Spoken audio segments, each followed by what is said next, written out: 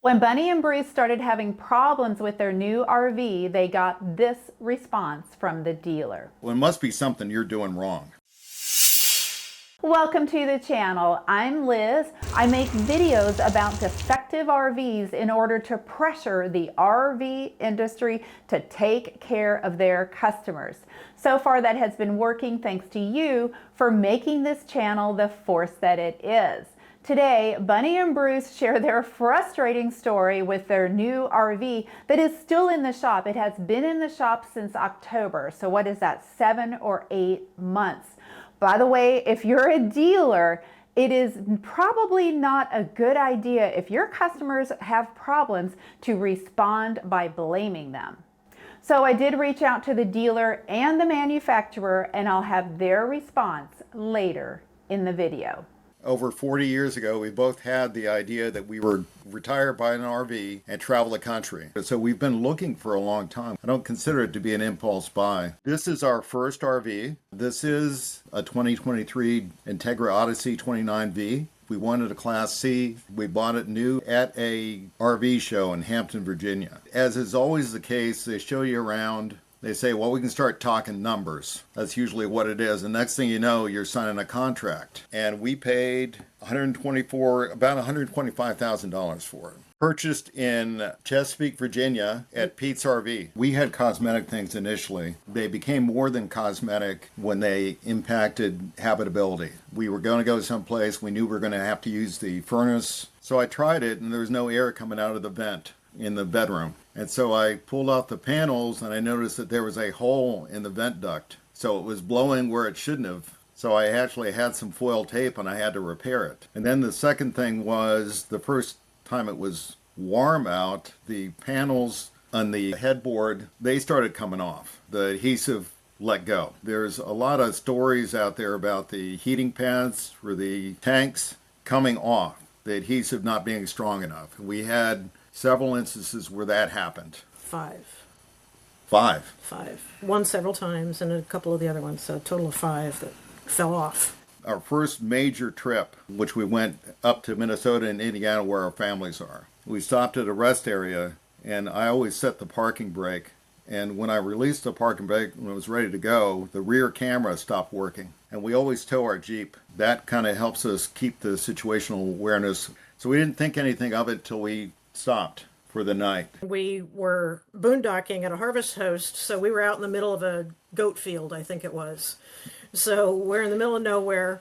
We put the jacks down and everything went down just fine. The next morning, we're ready to turn on the jacks to raise the jacks, and the power panel doesn't go on. So we're kind of stuck. We know all these things that need to happen.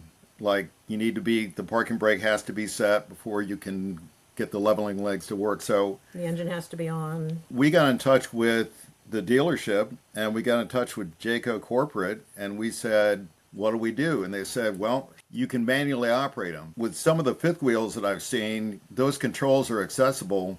You don't even have to go under the unit. Not the case with this. I had to crawl underneath to manually operate the pump and override the solenoids. And I got the rear jacks to retract.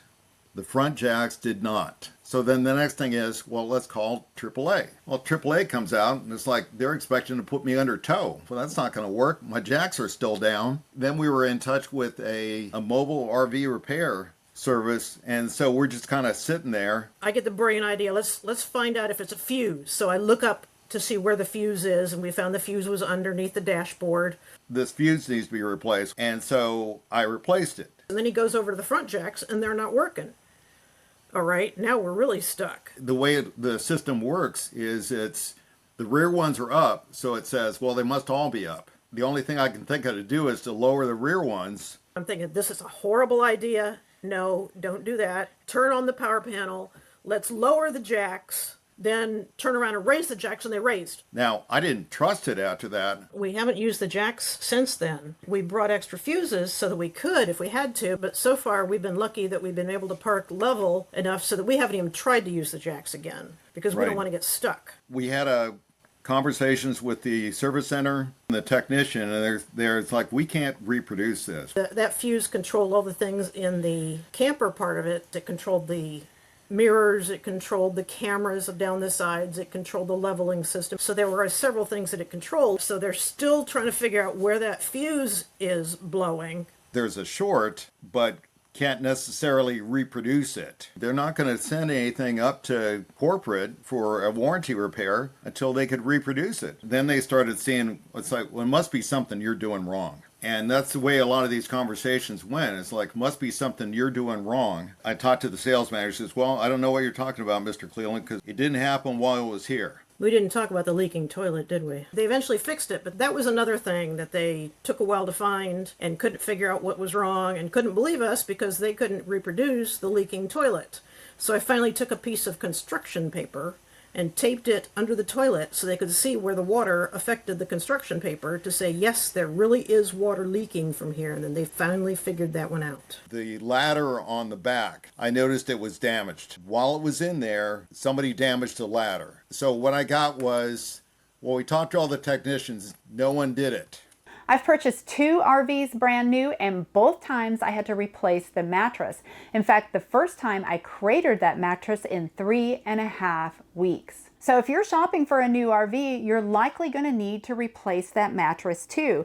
And of course, if you're shopping for used, you'll definitely want a new mattress. I've been sleeping on an RV mattress by Brooklyn Bedding for nearly 3 years now, and I love it. In fact, since I've been sleeping on the Aurora Luxe, I now wake up pain-free. They have a wide variety of mattresses, and they come in RV sizes like king short and queen short. There's a 120-night sleep trial and free shipping right to your door. The mattresses can be kind of heavy, so you might need some help getting it in the door, but it's fun to watch it puff up. If you're interested in an RV mattress by Brooklyn Bedding, they're running big sales this month for Memorial Day, and I can get you 30% off your entire order. Just go to rvmattress.com/LizAmazing and put in the code LizAmazing. So what I got was, well, we talked to all the technicians. No one did it. And then I said, don't you have security cameras? No, they don't work. And the service manager says that they'll cover labor. I said, no. Who knows how much one of those ladders cost? I know it's fairly expensive. I called corporate. I said, this happened. I got a case number. I called the sales manager at Pete's RV, and I said, here's my case number. This ladder is damaged. I need you guys to replace it.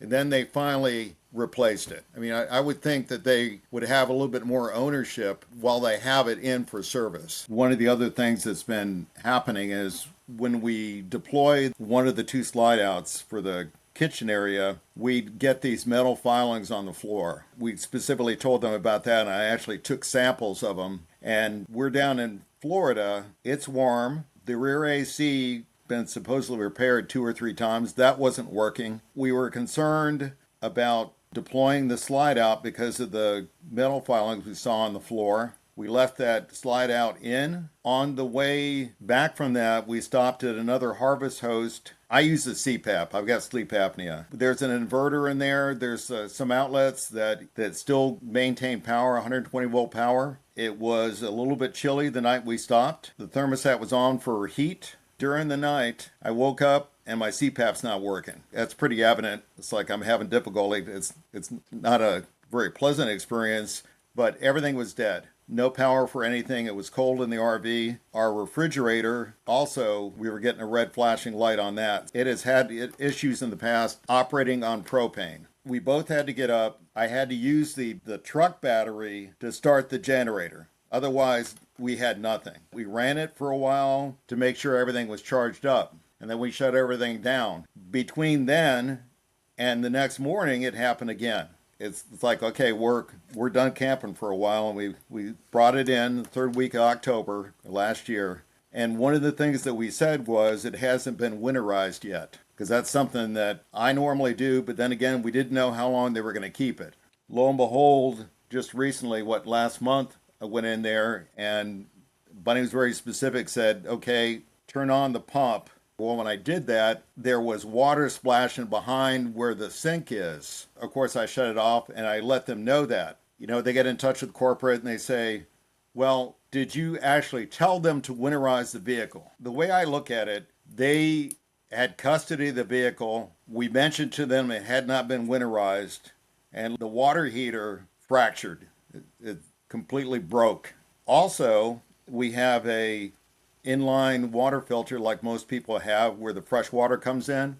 That was in pieces in the sink in the bathroom because it got destroyed when it froze. I've had intense conversations with the service manager saying they have no idea what's going on. In addition to that, I've been in touch with corporate more than one time. Several of my emails said I'm very concerned that our warranty period, because it's got a 2-year warranty on it, is going to expire and I'm still going to have these issues going on. And that was last month that it expired. I haven't gotten any further updates and have not heard anything. As far as we know, the dealer is taking responsibility for the fact that it wasn't winterized because they kept it so long over winter. As far as we know, that they're going to replace the water heater and the water filter. As far as the filings go, we haven't heard anything because they couldn't reproduce that. When they were investigating the jacks, and specifically the power portion of it, they ordered a part. They waited a while for the part to come in. It was the wrong part. And then when they were putting it back together, they found a hydraulic leak. And then they had to get a new pump. And we were waiting for that. To this date, I do not know whether or not the jacks are working properly. I, at this point, do not trust them in their assessment that they're going to fix something without it being an issue further on down the road. They said, well, there's another possibility that we can explore was Jayco headquarters in Indiana. And you requested they put you on the schedule to have it repaired. And they came back to me and they said, there's nothing available for the next 6 months. And that's as far as they schedule. I've lost confidence in this dealer because they've had it long enough. The motorhome has been since October, November, December, January, February, March, April. 7 months, 8 months. I want to be able to use my camper again. I'd like to have Jayco fix the motorhome under warranty. I would like to see Jayco take the motorhome and fix it for us so we can use it. Pete's RV has 6 locations in the Northeast, including Chesapeake, Virginia, where Bruce and Bunnie purchased their RV and where it sits in the shop right now. So I reached out to the top people at Pete's RV and magically the parts are in and the RV will be ready in the next day. So thank you, Pete's RV, for that. I also reached out to Jayco and the top people at Thor. They responded that they are going to reach out to Bruce and Bunnie, and I haven't heard anything yet, so I will definitely keep you posted, but it does sound like at least they're going to be responsive to their problems. What do you think should happen with Bruce and Bunnie's RV? Let me know in the comments. And as always, please like, subscribe, and share. Thank you so much for watching, and I will see you in the next video.